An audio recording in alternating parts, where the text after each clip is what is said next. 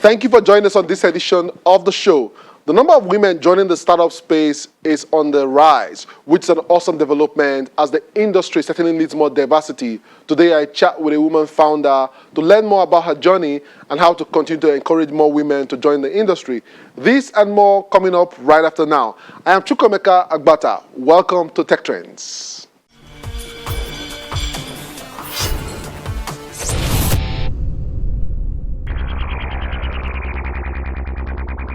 The reality of most software development is that the consequences of failure are simply non-existent.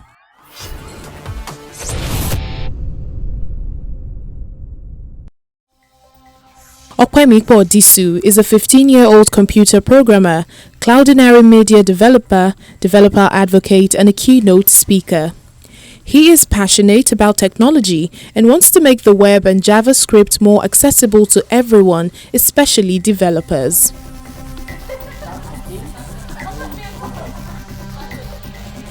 Okay, I have to go to work.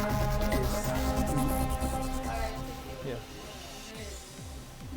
Our Tech Trends crew paid a visit to Okwemiko's home in Lagos to see how far he's fared in the tech world. I love seeing things created by Africans every day. I love seeing things being introduced every day by people in tech. I just love seeing companies out there. And well, I see a lot of people making waves in tech, and I want to be this person who will create something on my own. Then I want to create something from scratch. Then that's going to help the world.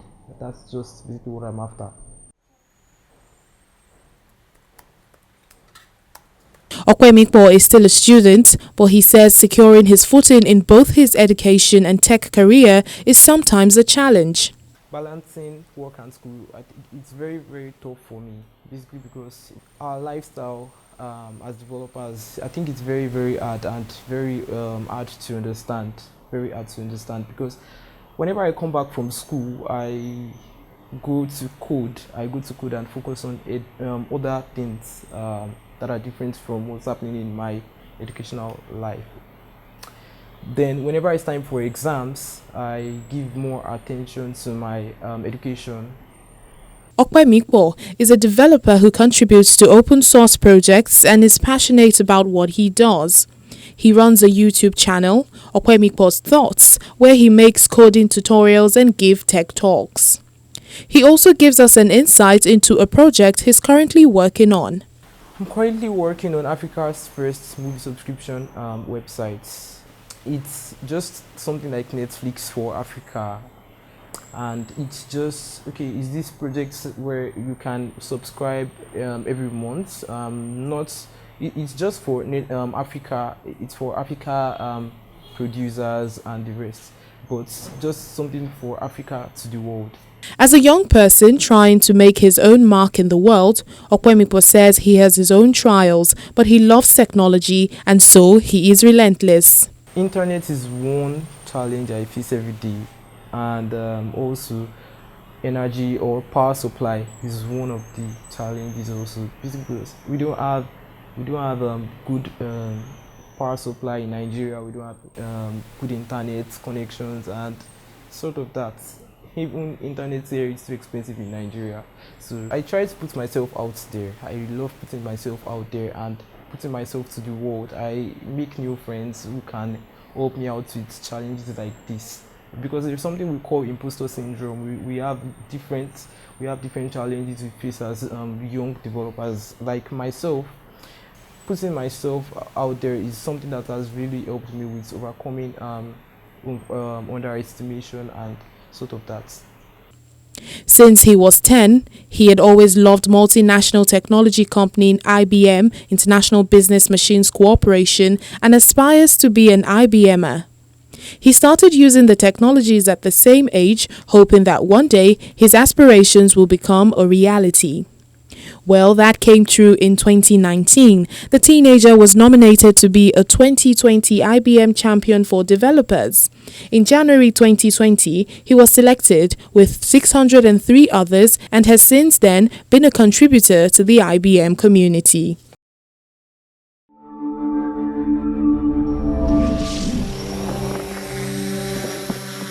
I fly, I feel powerful.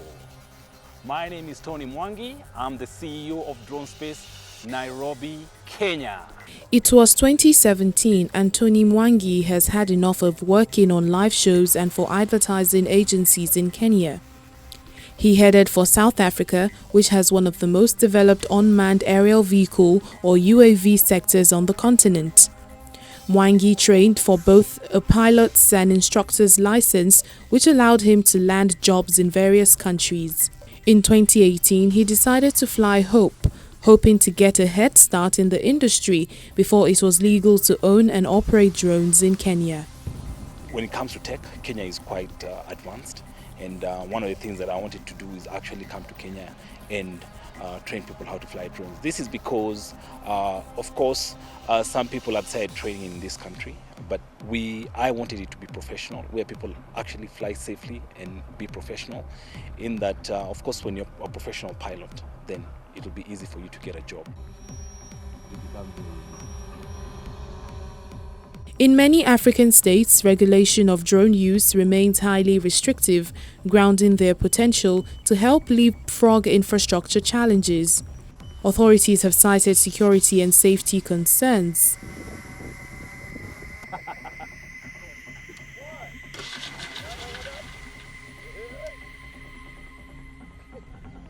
Rwanda is a notable exception. The government has since 2016 permitted companies to harness drone technology for solutions such as transporting blood and medical supplies to remote areas. Last year, Rwanda's police also used drones to monitor the streets during the COVID-19 lockdown. Thanks to his study of regulatory systems in South Africa, Mwangi was already arming himself with the licenses, certificates, syllabus and manual he knew he would be requiring. For most drone pilots, I advise the unlicensed ones to get their licenses because it helps with in terms of the law. You know, at least you learn the regulations, then you know where to fly, where not to fly, how to be, because for us safety comes first. Not just for the pilot, but the people around the pilot. So even the cars, properties and stuff. So one of our challenge is like really getting to know the regulations and where the line is blurry.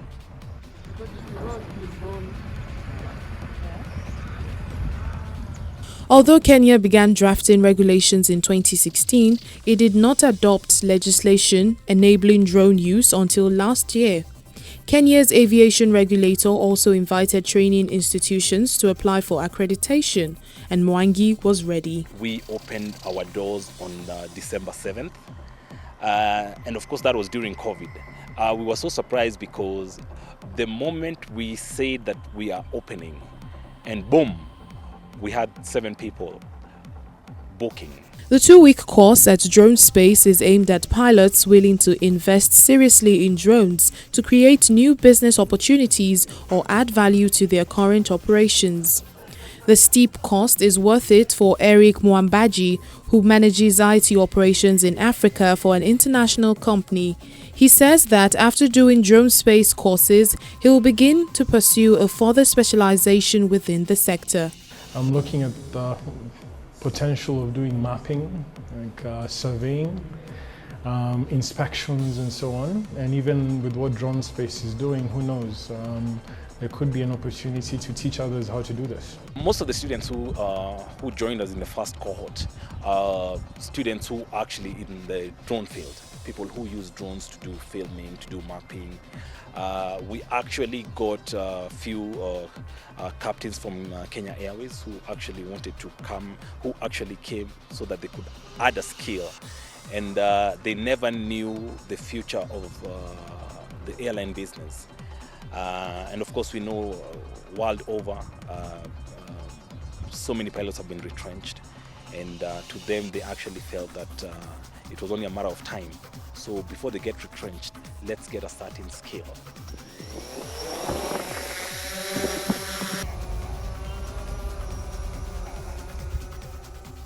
Drone space has also felt the effects of COVID-19 because it has to limit intake due to social distancing in classrooms and disinfect frequently.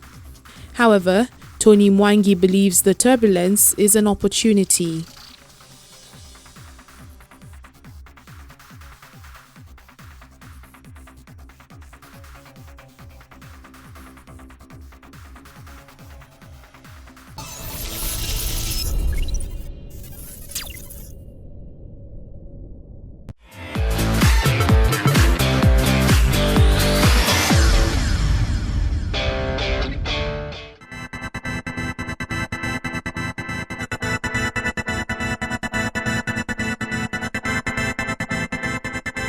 Here are some tech tips that may keep you safer from coronavirus.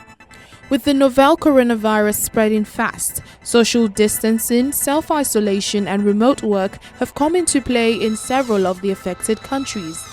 Well, now seems to be a good time to take advantage of the benefits of your mobile phone and technology.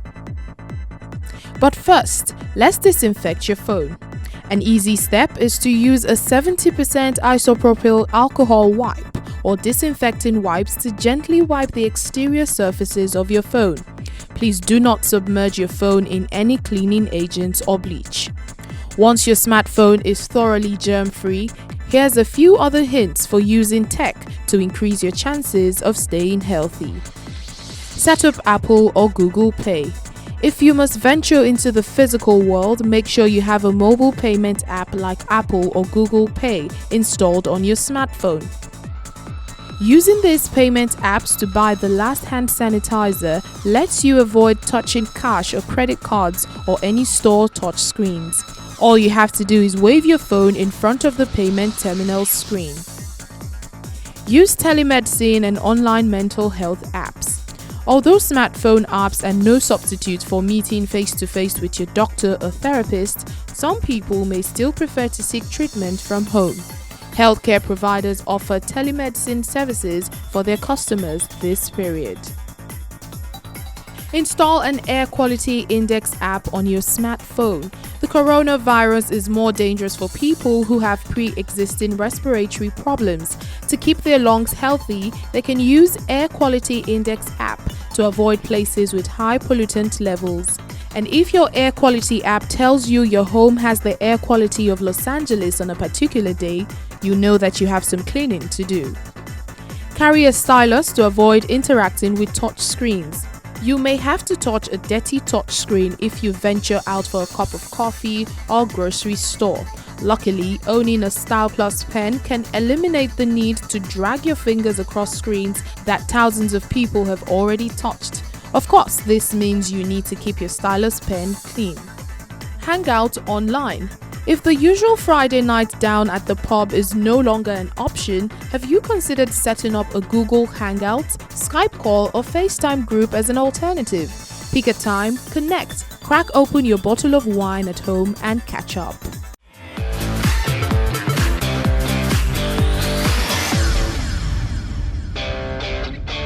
Coming up is my chat with Uju Obekwe, founder, Smarterwork. Stay with us. Despite significant growth in the number of women working in technology and IT roles, female representation in the sector has stalled over the last number of years. The number of women in important IT and technology roles has always been dramatically low than that of men. While employers are trying their utmost to employ more women in the sector, there seems to be a lack of women entering, which many say it's mainly due to IT and technology being deemed as a male-dominated subject to study at school. Though the tech industry is becoming more diverse and companies are creating resource groups to help them grow their diverse team, the gender gap is still an issue which needs tackling. Uju, glad to have you on Tech Trends today. Thank you so much for having me, CFA. Awesome. Let's start by looking at the startup ecosystem. How would you rate it today? Well, it's really fast growing. In Nigeria, I think in 2019, Nigerian startups had raised about $700 million. But when you compare that to the Indian startup ecosystem where they raised over $63 billion, you'll see that we still have some ways to go. I mean, you mentioned India, and I wonder, do you think that our startups have a chance to also compete globally like the Indian startups are doing? Definitely. We've had some real success stories with people like Paystack that's been acquired, and Flutterwave, that's a $1 billion valuation as of today. So I think, yes, we do definitely have. In edutech, we have ULesson, who's raising significant amount of money. We have people in renewable energy, and some of them are scaling across Africa. So yes, we do have that potential. All right, but what are some of the ways that we can actually grow our ecosystem? And I think I'll use the word consciously. Maybe that's what is lacking.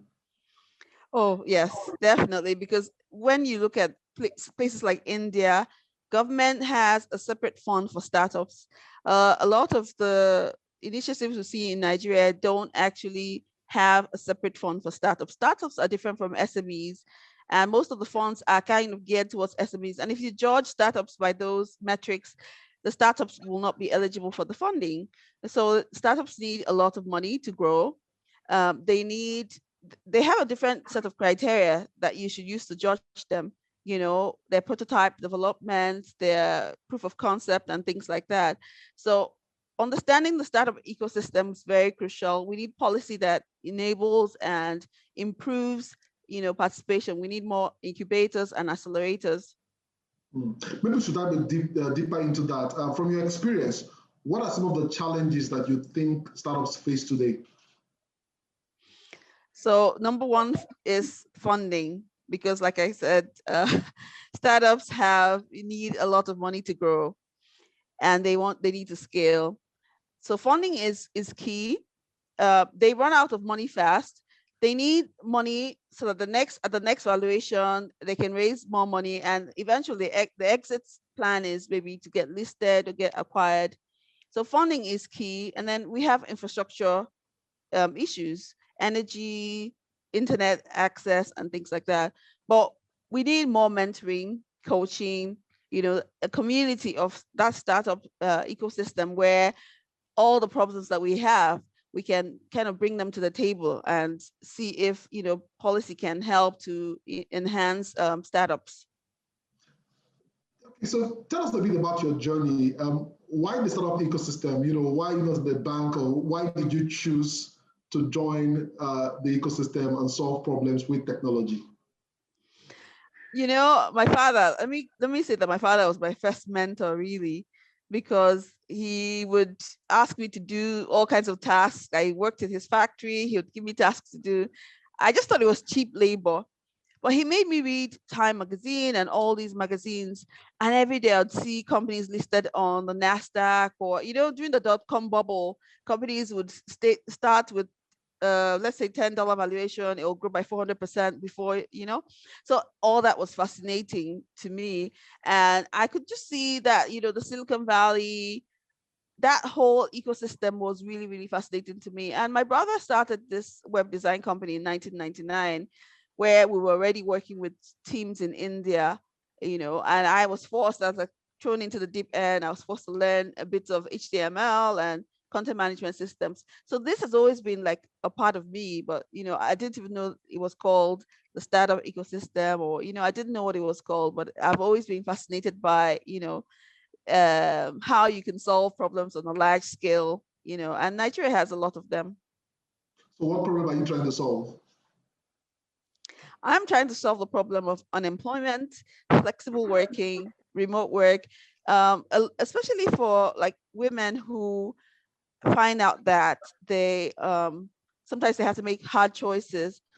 But I believe that the time is right to work on a platform that can help people expand their opportunities, help them get remote work, flexible work, where they can work from anywhere. So our platform is going to connect trusted, vetted professionals with SMEs and CEOs who are looking for executive assistants or virtual assistants.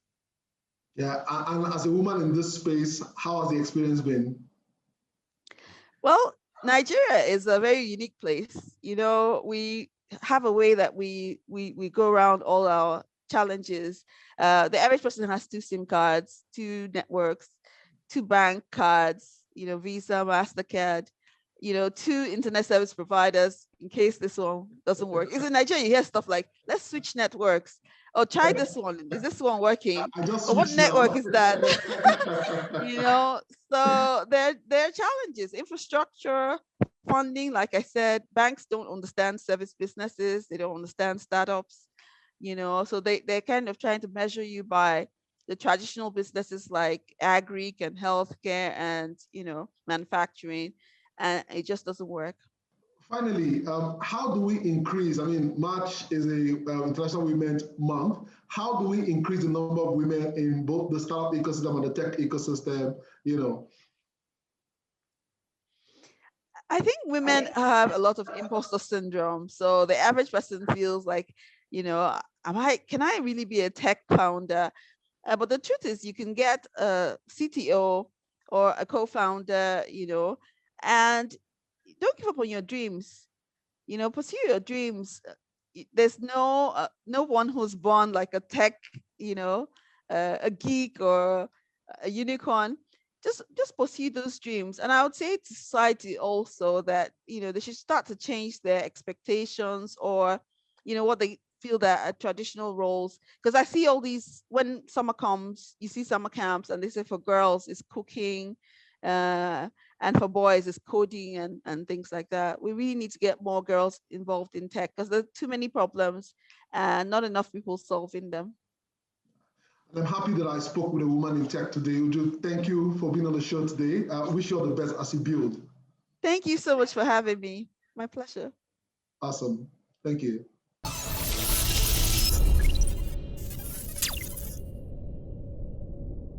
I have been chatting with Uju Okwemiko, founder of Smarter Work, who is building hard against all odds. And many more women are also looking to solve various problems leveraging technology. It is certainly a welcome development for the industry, and stakeholders should actively support this move. This is also the request that more women who are already successful in the ecosystem should take out time to mentor more young girls so that they can have role models to look up to in the industry. That's our show for today. Remember, we live on social media at Tech Trends TV. You can watch these and previous edition of the show on Channels TV, YouTube, or cfablog.ng. For Tech Trends, I'm Okwemiko Agbata.